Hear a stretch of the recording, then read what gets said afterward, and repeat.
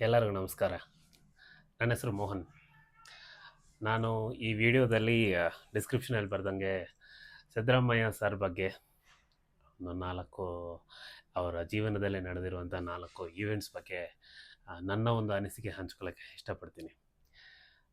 Siddaramaiah sir ಅವರು ಇವಾಗ C M ಸ್ಥಾನದಿಂದ ಕೆಳಗಿಳಿದಿದ್ದಾರೆ. ಸೊ ಈ ಟೈಮಲ್ಲಿ ಅವರು 78 ಇಯರ್ಸ್ ಏಜ್ ಇವಾಗ. ಸೊ ಈ ಟೈಮಲ್ಲಿ ಅವರ ಪೊಲಿಟಿಕಲ್ ಕೆರಿಯರ್ ಹಿಂಗಿತ್ತು. ನಾನು ನೋಡಿರೋ ಪ್ರಕಾರ ಸಿದ್ದರಾಮಯ್ಯ ಸರ್ ಅವರು ಪೊಲಿಟಿಕಲ್ ಕೆರಿಯರಲ್ಲಿ ಎಷ್ಟು ಟ್ವಿಸ್ಟ್ಗಳು ಅಪ್ ಆ್ಯಂಡ್ ಡೌನ್ಸ್ ಅನ್ನಿತ್ತು ಅನ್ನೋದೊಂದು ಕೆಲವೊಂದು ವಿಚಾರಗಳನ್ನ ನಾನು ಇಷ್ಟಪಡ್ತೇನೆ. ಸೊ ಮೊದಲನೇದಾಗಿ 2003 2004 ಈ ಟೈಮಲ್ಲಿ ಎಸ್ ಎಂ ಕೃಷ್ಣ ಅವರ ಕಾಂಗ್ರೆಸ್ ಸರ್ಕಾರ ಇರುತ್ತೆ. 2004 ಕಾಂಗ್ರೆಸ್ ಸರ್ಕಾರಕ್ಕೆ ಮೆಜಾರಿಟಿ ಬರಲ್ಲ, ಕಾಂಗ್ರೆಸ್ ಸರ್ಕಾರ ಬಿದ್ದೋಗುತ್ತೆ. ಅದಾದಮೇಲೆ ಧರಮ್ ಸಿಂಗ್ ನೇತೃತ್ವದ ಸರ್ಕಾರ ಬರುತ್ತೆ. ಅಲ್ಲಿ ಸಿದ್ದರಾಮಯ್ಯ ಸರ್ ಅವರು ಡೆಪ್ಯೂಟಿ ಚೀಫ್ ಮಿನಿಸ್ಟರ್ ಆಗಿ ಪ್ರಮಾಣ ವಚನ ಸ್ವೀಕಾರ ಮಾಡ್ತಾರೆ. ಐ ಥಿಂಕ್ ಮೇ 2004 ಆಗಸ್ಟ್ 2005 ಅವರು ಡೆಪ್ಯೂಟಿ ಚೀಫ್ ಮಿನಿಸ್ಟರ್ ಆಗಿ ಸರ್ವ್ ಮಾಡ್ತಾರೆ. ಸೊ ಅದು ನಾನು ನೋಡಿರೋ ಪ್ರಕಾರ ಪೊಲಿಟಿಕಲ್ ಕೆರಿಯರಲ್ಲಿ ಒಂದು ಮೈಲ್ಗಲ್ಲು ಸಿದ್ದರಾಮಯ್ಯ ಸರ್ ಅವರ ಪೊಲಿಟಿಕಲ್ ಕೆರಿಯರಲ್ಲಿ. 2005 ಆಗಸ್ಟ್ ಆದಮೇಲೆ ಧರಮ್ ಸಿಂಗ್ ಅವರ ಸರ್ಕಾರ ಬಿದ್ದೋಗುತ್ತೆ. ಅದಾದಮೇಲೆ JDS ಇಂದ ಸಿದ್ದರಾಮಯ್ಯ ಸರ್ ಅವರು ಉಚ್ಚಾಟನೆ ಆಗ್ತಾರೆ.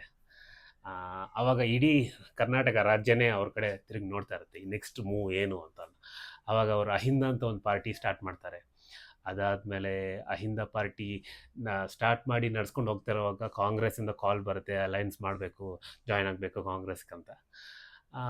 ಇದೆಲ್ಲ ನಡೀತಾ ಇರೋವಾಗ ಅವರ ಪೊಲಿಟಿಕಲಿ ನನ್ನ ಪ್ರಕಾರ ಸೆಕೆಂಡ್ ಮೇಜರ್ ಟ್ವಿಸ್ಟ್ ಬಂದಿರೋದಂದರೆ ಕಾಂಗ್ರೆಸ್ ಜಾಯ್ನ್ ಆಗ್ತಾರೆ. ಸಿದ್ದರಾಮಯ್ಯ ಸರ್ ಅವರು ಕಾಂಗ್ರೆಸ್ ಜಾಯ್ನ್ ಆಗ್ತಾರೆ. ಆಗಿದ ತಕ್ಷಣ ಒಂದು ಬೈ ಎಲೆಕ್ಷನ್ ಬರುತ್ತೆ, ಮೈಸೂರು ಬೈ ಎಲೆಕ್ಷನ್.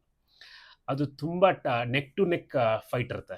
JDS ಇಂದ ಹೆವಿ ಕಾಂಪಿಟೇಷನ್ ಫೇಸ್ ಮಾಡ್ತಾ ಇರ್ತಾರೆ, ಕುಮಾರಸ್ವಾಮಿ ಅವರಿಂದ ಕಾಂಪಿಟೇಷನ್ ಫೇಸ್ ಮಾಡ್ತಾ ಇರ್ತಾರೆ, ದೇವೇಗೌಡರಿಂದ ಕಾಂಪಿಟೇಷನ್ ಫೇಸ್ ಮಾಡ್ತಾ ಇರ್ತಾರೆ.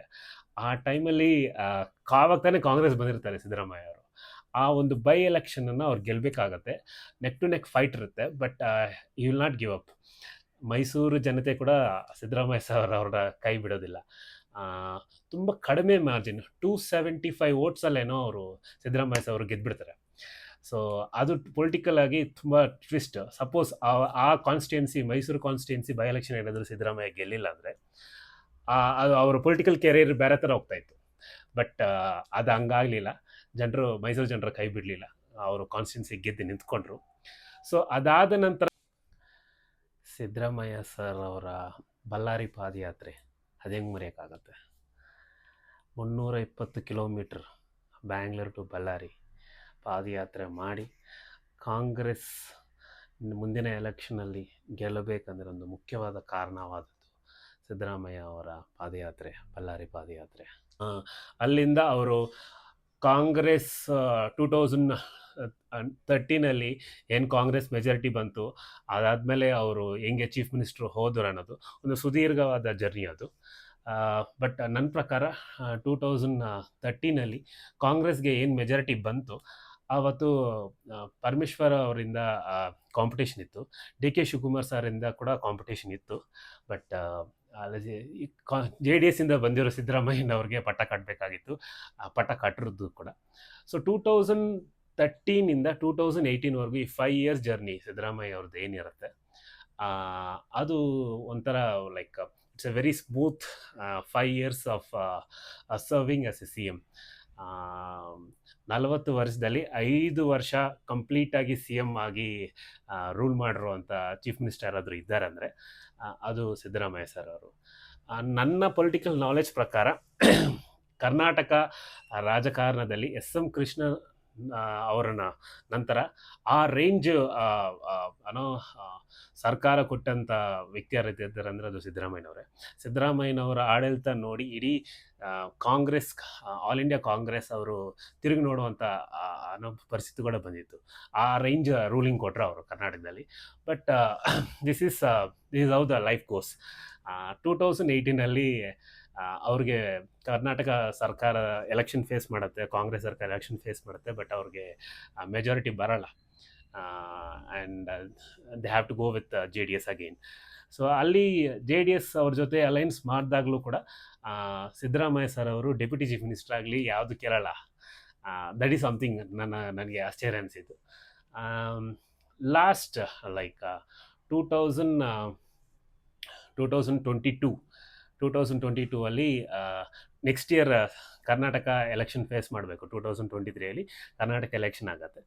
ಸೊ ಇದು ಮೇಜರ್ ನಾನು ಅಂದ್ಕೊಂಡಿರೋ ಪ್ರಕಾರ 2022 ಅಲ್ಲಿ ಸಿದ್ದರಾಮೋತ್ಸವ ಅಂತ ಒಂದು ಮಾಡ್ತಾರೆ. 75 years ಆಫ್ ಸಿದ್ದರಾಮಯ್ಯ ಸರ್ ಅಂತ ಒಂದು ಮಾಡ್ತಾರೆ ದಾವಣಗೆರೆಯಲ್ಲಿ ಅನ್ಸುತ್ತೆ. ಸೊ ಆಗ ಬಂದಿರೋ ಜನ ಆ ಒಂದು ಸಮಾರಂಭನ ಇಡೀ ಕರ್ನಾಟಕನೇ ನೋಡಿರುತ್ತೆ. ಆ ಒಂದು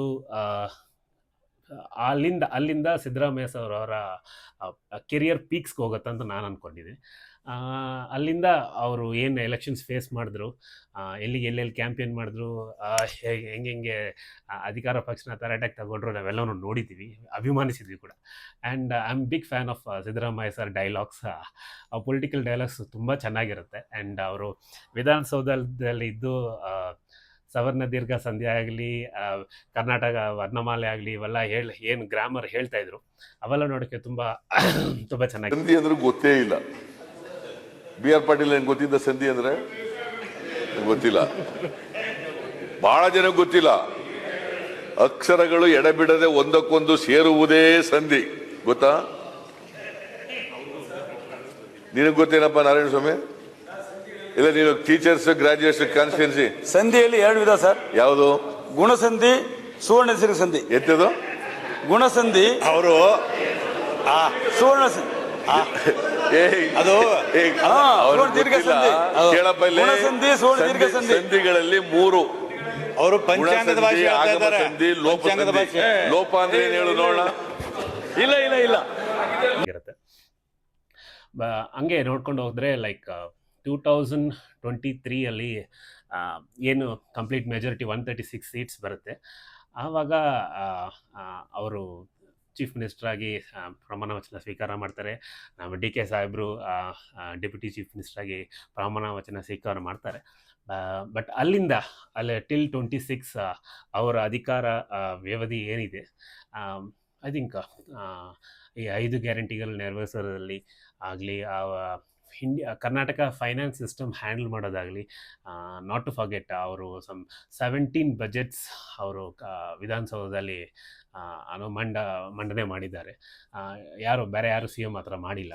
ಅಷ್ಟೊಂದು ಫೈನಾನ್ಷಿಯಲ್ ನಾಲೆಜ್ ಇರುವಂಥ ವ್ಯಕ್ತಿ. ನನ್ನ ಕಡೆಯಿಂದ ಆಸ್ ಎ ಸಿದ್ದರಾಮಯ್ಯ ಸರ್ ಅಭಿಮಾನಿಯಾಗಿ ಐ ವಿಶ್ ಕರ್ನಾಟಕ ಆ್ಯಕ್ಟಿವ್ ಪೊಲಿಟಿಕ್ಸಲ್ಲಿ ಇರಬೇಕು.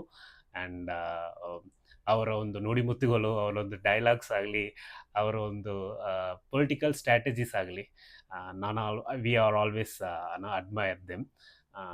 I wish all the best Siddaramaiah sir ಅವ್ರಿಗೆ, ಅವರ ಮುಂದಿನ ನಡೆಯ ಏನೇ ಇರಲಿ. And we also always be fan of Siddaramaiah sir, who is corrupt free leader in Karnataka. And thank you.